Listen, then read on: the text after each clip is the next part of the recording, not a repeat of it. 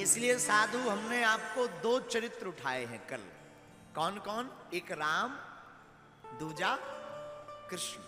और कल के चरित्र में हमने कहा था कि भगवान में बहुत विषमता है, दोनों विपरीतता, विषमता नहीं विपरीत, विषमता भी है, बहुत विषमता ठाकुर जी में और राम जी में, रघुनाथ जी में और ठाकुर कन्हैया जी में बहुत विषमता है। लेकिन अंत यही है कि राम कृष्ण दो एक हैं। आज फिर हम विषमता करते हैं ठाकुर जी से। हमारे राम जी हैं मर्यादा पुरुषोत्तम, लेकिन ठाकुर जी क्या है? जितनी मर्यादाएं राम जी ने अपनी लीला में रखी उतनी भगवान ने यहां तोड़ी ठाकुर जी ने। तो राम जी मर्यादा पुरुषोत्तम है, परंतु ठाकुर जी लीला पुरुषोत्तम। राम जी संकल्पवान है, ठाकुर जी संकल्पवान नहीं है, जो मन में आवे सोई करें। राम जी तो जो संकल्प ले लेते वो पूरा करते। निश्चरहीन करो मही भुज उठाए प्रण कीन। भगवान ने प्रण किया इस पूरी धरती से निशाचरों का नाश कर देंगे। ठाकुर जी ने, कन्हैया जी ने भी प्रण लिया था, महाभारत में कहीं अस्त्र शस्त्र नहीं उठाएंगे, लेकिन जहां देखा अर्जुन जी महाराज के ऊपर लफड़ा आ रहा है, सोई पहिया उठा करके ऐसे दौड़े कि पृथ्वी कांप गई। अच्छा, पृथ्वी क्यों कांपी? पृथ्वी इसीलिए डर गई कि जो है भगवान ने पृथ्वी से कहा था कि देखो तुम चिंता मत करो, हम तुम्हारे ऊपर एक भी पापी नहीं रहने देंगे। पृथ्वी कांप गई, हे भगवान अभी अभी इन्होंने हमसे कहा था एक भी पापी नहीं रहने देंगे। और महाभारत में इधर दुर्योधन से कहा था कि हम अस्त्र शस्त्र नहीं उठाएंगे, लेकिन ये तो भूल जाते हैं। अभी इन्होंने अपना प्रण तोड़ दिया। सोई भगवान जब रथ का पहिया लेकर के दौड़ रहे थे, अपना पीतांबर नीचे फेंक करके जवाब दिया, देवी जी तुम्हारा प्रण नहीं तोड़ेंगे, हम तो अपने भक्त के लिए कोई भी नियम तोड़ सकते हैं। ये भगवान ठाकुर जी का रूप। तो राम जी कैसे? संकल्पवान, दृढ़ प्रतिज्ञ। ठाकुर जी की कोई प्रतिज्ञा नहीं। और हम तो इस बात को ऐसे कहते हैं, राम जी कहते हैं हमारे नियम हैं, और ठाकुर जी कहते हैं हमारा एक ही नियम है कि कोई नियम नहीं। हाँ, ऐसे समझो। अच्छा, और क्या विषमता है? राम जी अपने लिए युद्ध लड़ते हैं। रावण से किसके लिए लड़े? अपने लिए। लेकिन ठाकुर जी ऐसे नहीं है। ठाकुर जी कोई भी युद्ध लड़े तो दूसरों के लिए लड़े। कभी अर्जुन के लिए लड़े, तो कभी 16,100 रानियों को बचाने के लिए लड़े, कभी किसी के लिए लड़े, कभी गोकुल की रक्षा के लिए लड़े, कभी इंद्र से अभिमान को चूर करने के लिए लड़े। लेकिन ठाकुर जी कभी अपने लिए नहीं लड़े। राम जी जितने भी युद्ध लड़े अपने लिए लड़े। और क्या विषमता है? तीसरी विषमता सुनो, कितने उल्टे हैं ठाकुर जी। राम जी का जन्म होता है शुक्ल पक्ष में और ठाकुर जी का जन्म होता है कृष्ण पक्ष में। पक्ष ही उल्टा है। राम जी हैं सीधे, जब राम जी चलते हैं तो निगाह सीधी, नजर नीचे, और राम जी चलते हैं आहा हा। लेकिन हमारे ठाकुर जी, अरे जय हो, चल कहीं और रहे, देखते कहीं और है। आप कभी चित्र देखना ठाकुर जी का, सीधे तो जो खड़े ही नहीं हो, कभी आज तक सीधे खड़े नहीं। खड़े भी होंगे तो 3 जगह से टेढ़े, पांव के ऊपर पांव धर लेंगे, कमर थोड़ा लचका लेंगे, मूल सिर लटका लेंगे, फिर बांसुरी लेकर के बढ़िया बढ़िया सुर निकालेंगे। और राम जी की चित्र देखना, राम जी जहां भी खड़े होंगे तो या तो ऐसे खड़े होंगे, या पर बैठे भी होंगे तो बढ़िया ऐसे बैठे होंगे राम जी। लेकिन ठाकुर जी, इसीलिए हमने कहा राम कृष्ण दो एक हैं, अंतर नहीं निमेष, एक नियत गंभीर हैं, एक चपल विशेष। राम जी और ठाकुर जी में अंतर तो नहीं, लेकिन रघुनाथ जी से ठीक विचित्र हमारे ठाकुर जी। हमारा मानना है जो जो लीलाएं राम जी ने छोड़ दी हैं वो ठाकुर जी ने पूरी की हैं। उन लीलाओं को पूर्ण ठाकुर जी ने किया। जिन लीलाओं को रघुनाथ जी छोड़े हैं उनको हमारे ठाकुर जी पूर्ण किए। एक और सुनो, अवतार का भी विषमता है। पांचवी विषमता आज की, राम जी का अवतार कहां होता है? अयोध्या में कहां? भवन में, दशरथ भवन में। लेकिन ठाकुर जी कहां आते हैं? बताओ, कोई जेल खाने में प्रकट होता है? ठाकुर जी कहां प्रकट भय? कारागृह में। अच्छा चलो भाई, कारागृह में प्रकट हो गए सो कोई दिक्कत नहीं है। अब आप कारागृह में तो प्रकट हो ही गए, अब कृपा करो अब आप यहीं रहो।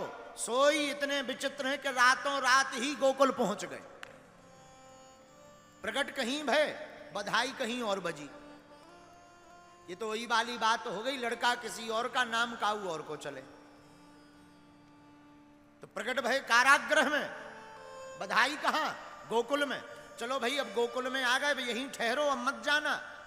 सोई कुछ दिन बीते, थोड़े बड़े भय, सोई गोकुल को त्याज्य कर दिया और फिर अंगला नगर ही बसा दिया। बोले का? बोले श्री धाम वृंदावन धाम, वृंदावन।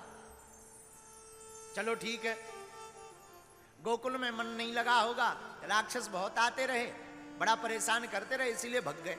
कोई बात नहीं, अब आप वृंदावन आ गए, अब वृंदावन से तो जाना ही मत, अब मत जाना। लेकिन नहीं, जहां 11 साल के भय, सोई वृंदावन को त्याज्य कर दिया, त्याग दिया, और कहां आ गए? वापस मथुरा आ गए। अच्छा चलो लोग फिर मथुरा आ गए, यहीं से तो गए थे, अब यहीं टिक जाओ। सो यहां भी नहीं टिके, सांदीपनी आश्रम गुरुजी के यहां पढ़ने गए और वापस आकर के जब जरासंध का आक्रमण हुआ, सोई मथुरा को छोड़ छाड़ कर समुद्र में अपना खुद का नगर बसा लिया और नाम रख दिया द्वारकापुरी। बोलो द्वारकापुरी नाथ की लो जय जय। अब बताओ, इतना टेढ़ा कोई होगा? ऐसी काऊ की लीला होगी? हमारे राम जी की तो नहीं। राम जी जहां जाते वहीं से फिर वापस आते। 14 बरस वनवास को गए, लंका गए, लेकिन वापस आ गए। एक बात महाराज, राम जी का चरित्र गीता है, राम जी का चरित्र गीता है, लेकिन भगवान कृष्ण का उपदेश गीता है। राम जी ने अपने चरित्र में गीता का अनुकरण किया, लेकिन भगवान कृष्ण ने उपदेश दिया। और केवल उपदेश नहीं, मानो भगवान कृष्ण का यह चरित्र ये सिखाता हो, हमारे ठाकुर जी का यह चरित्र भागवत बताता हो कि भैया सुनो, धर्म की रक्षा के लिए जो भी करना पड़े, जो भी जैसे करना पड़े, वो धर्म ही है। धर्म की रक्षा के लिए सब कुछ धर्म है, धर्म की रक्षा होनी चाहिए। इसलिए ठाकुर जी और राम जी दोनों अद्भुत हैं। राम का चरित्र मर्यादित है, भगवान का अमर्यादित नहीं है। ठाकुर जी का लीलाओं से भरा पड़ा है। एक संत हमसे कल पूछ रहे थे, महाराज जी ठाकुर जी तो 16 कलाओं से परिपूर्ण, भगवान में तो 64 कलाएं थी, 16 नहीं 64। फिर एक जने बोले नहीं नहीं महाराज, ठाकुर जी 16 कला, राम जी 12 कला। ऐसा भी नहीं है, दोनों समान। महाराज जी 1 किलो आटा लो, उस आटा की लोई बनाओ। 1 किलो आटा को गौंथ करके आप रखो, अब उसकी चाहे 2 लोई बनाओ चाहे 10 बनाओ, आटा का किलोग्राम तो 1 किलो ही रहेगा। बोलो हाँ जी या ना जी, बोलो हाँ जी या ना जी। अब कोई चाहे 2 रोटी बनावे 500 ग्राम की 40-42 नंबर, या कोई एकदम पोई पोई सी इतनी सी धर देवे। हमें याद है एक बार हम कोलकाता गए, कलकत्ता, भगवान करे दोबारा जाने पड़े तो ये बात वो ना सुन पाए। तो एक बार हम कलकत्ता गए, एक बड़े अमीर आदमी के घर पे, ऐसे ही कोई 3 दिन का प्रवचन था, बहुत पहले प्रवचन करने गए कलकत्ता, तो जिनके यहाँ सज्जन के यहाँ सेठ जी के यहाँ रुके थे, मारवाड़ी सेठ थे, उनका परिवार बड़ा प्रसन्न। हम तो बड़े भूखे थे दिन भर के, यात्रा के चले तो यात्रा में कुछ खाते पीते नहीं, फल मिला नहीं, खूब भयंकर भूख लगी। हमने जाते ही कहा भाई देखो भूखे भजन ना होए गोपाला, अब तो पहले भंडारा पवाओ, बाद में कोई बात करेंगे। बोले महाराज जी चाय, हम की आज चाय भी बाद में, पहले भंडारा। परिवार की बहुओं ने बढ़िया जल्दी जल्दी सब्जी दाल चावल बनाए और पूड़ी बनाई। क्या खाओगे महाराज जी? हमने कहा पूड़ी पाएंगे। पूड़ी बनाई।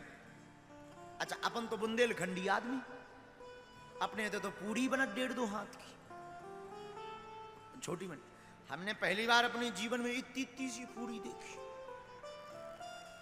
हमारे जान हमें जो लगो, हम गांव के आदमी उतने पढ़े लिखे तो है नहीं। अब पहले बहुत कम उस समय में शहर जाते थे, बहुत कम जाते थे। हमें लगा कि शहर में ये छोटी छोटी पूड़ी भगवान के प्रसाद के लिए आती होगी। 3 पूड़ी रखी मात्र गिनी। हमें लगा कि ये भगवान के प्रसाद के लिए। हमने पूड़ी ली, हमने कहा बहुत अच्छा। हम कहा पूड़ी लाओ। तो जो बहू थी वो गौर से हमारी तरफ देखे, हमने कहा बेटा पूड़ी ले आओ पूड़ी। अब वो गौर से देखे, गुरुजी, अरे हम कहीं होता है कहा गुरुजी ना करो पूड़ी ले आओ। जब हमें जजमान भी बगल में बैठो जो उस घर का मुखिया था, बोले गुरुजी यही पूड़ी आए। अरे हमने कहा इनको ना पूड़ी ना रखो, बूढ़ी रखो जी। पूड़ी तो ढंग की होती। अब पूड़ी सच में भाई इतनी छोटी हती कि मतलब हम मुंह में रखें तो सब्जी की भी जरूरत नहीं, सीधे मुराबे की भी उसको मिक्सी बनाने की आवश्यकता नहीं, सीधे सटक जाओ। हमने कहा ये पूड़ी है? हम कहे ऐसी तो 150-200 धरो। अगर यही पूड़ी खिलाना है तो 10-20 में काम नहीं, कम से कम 100-150। और आप सुनकर चौंकेंगे 80-85 हम खा भी गए। बोलो सीताराम, जोर से बोलो। ओ अब देखो चाहे 1 किलो आटा में 2 पूड़ी बना लो, 4 बना लो या 50 बना लो, आटा का वजन तो समान ही होगा। हाँ जी या ना जी? बोलो जोर से जरा। उसी प्रकार चाहे 12 कला से होवे, चाहे 16 कला से होवे या 64 कला से होवे, रघुनाथ जी तो रघुनाथ जी ही हैं। ये दोनों ही महाविष्णु का स्वरूप है।